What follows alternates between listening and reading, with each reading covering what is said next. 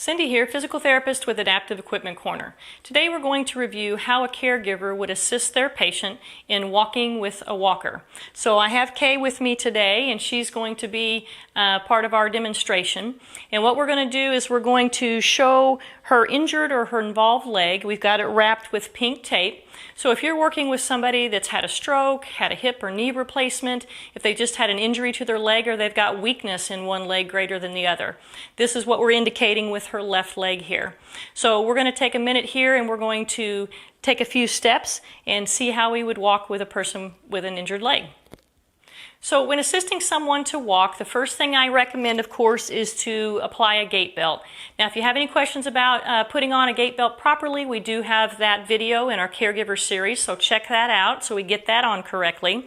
When you're walking with somebody as well, you're going to stand on their involved side so that you can assist them on that weak or injured side. And again, we have Kay's involved side marked with the pink tape on her left leg.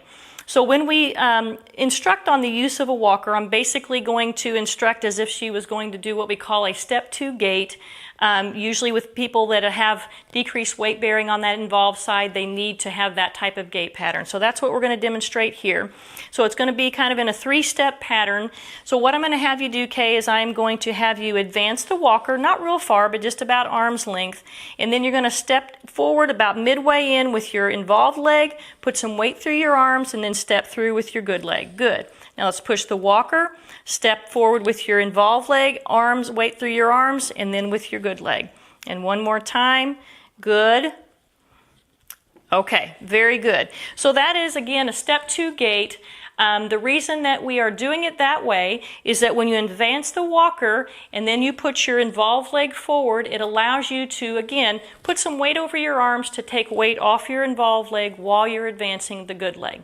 So that's how you walk with a walker and how you assist someone in doing that. We have several videos in our Caregiver series, so check those out. We're going to do different things as far as transferring and other types of things. We also have other videos at aecorner.com that instruct on how to use various types of adaptive equipment. So if you're needing help in that area, check that out as well. That's it for today from Adaptive Equipment Corner. Have a great day, and don't forget, if you can't do it, adapt it.